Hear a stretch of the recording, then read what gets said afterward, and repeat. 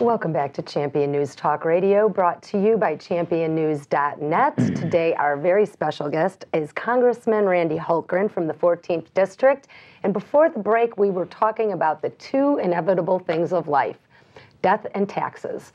So what is with the death tax? Well, I think this is the most insidious of taxes. People are taxed double, triple, quadruple, and when you've got the death tax, you're taxed when you die. I think this is absolutely wrong. This is all on money that has been earned and taxes have been paid on during your lifetime, and then they hit you one last time when you die.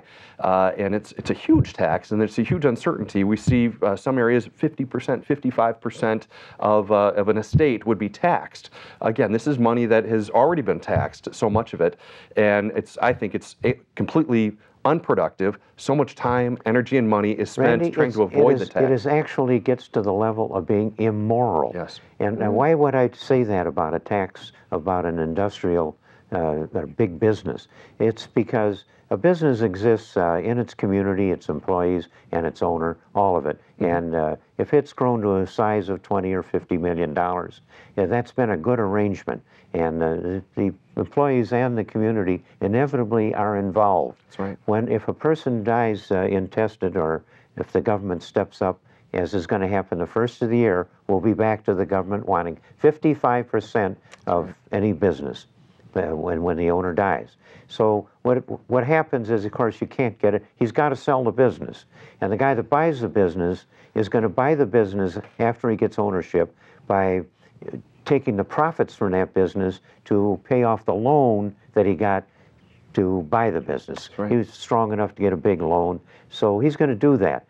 But everybody, the community and the employees, the customers, everybody's going to suffer when the wholly changed thing when this new owner has to use all of the profit for his own purposes to buy that business for him. So out goes the relationship between management and the employees, customers, community. It's all changed. That's an immoral blow to the structure of America. Yeah, I absolutely agree. The death tax, they call it the estate tax, but it's really the death tax, I believe, is a direct attack against free market, against especially small and medium-sized businesses. Big corporations don't have to worry about this. That's where jobs are built, right, it's small businesses, it's entrepreneurship, it's what made America great.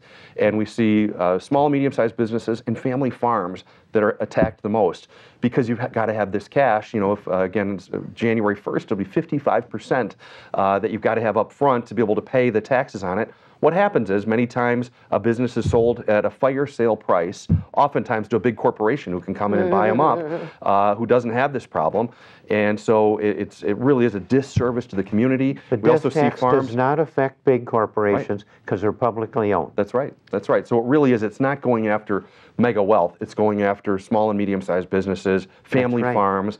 Family farms oftentimes have to sell off property to be able to pay death tax. Really and where cool. they sell it to is often to big corporate farms as well. So this is something we've got to go after. I'm a co-sponsor of legislation to do away with the death tax.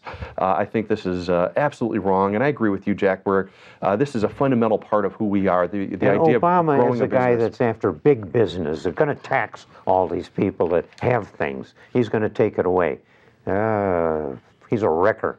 Yeah, what this is really going after, again, is going after something that's fundamental as part of America, and it's small business, it's the entrepreneurship, it's the idea that I can have something earned success, which is a key part of what makes us happy, is the ability to earn our success. It might be multi-millions of dollars, it might just be a good wage, it might be a ministry that we're involved in, but this government is taking away that idea of pursuit of happiness. We have to remember that we weren't guaranteed happiness, we were guaranteed the pursuit of happiness. Absolutely. And that's the idea of earned success. And our government is taking away that ability for us to be able to pursue success and pursue Congressman happiness. Hultgren, that's a great speech.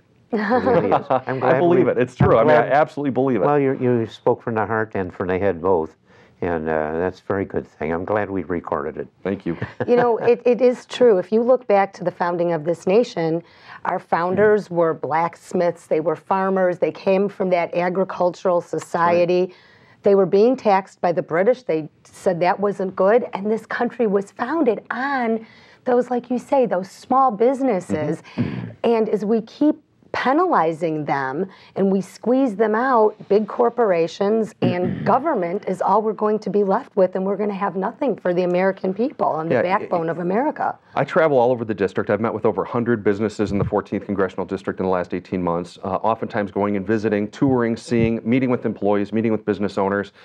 Three things over and over again I hear from them is taxation is paralyzing them. Death tax is a big part of it. So much money being spent trying to avoid it that could be going into growing their business or hiring people. Regulation, this adversarial relationship between government and small business, and then also healthcare. We talked about that before. But these are the big three that hit small and medium-sized business the most, really hit the core part of what makes free market work, allowing somebody to have a good idea, being willing to invest themselves and all that they have into this idea to grow something that benefits their family, certainly, but also impacts the community.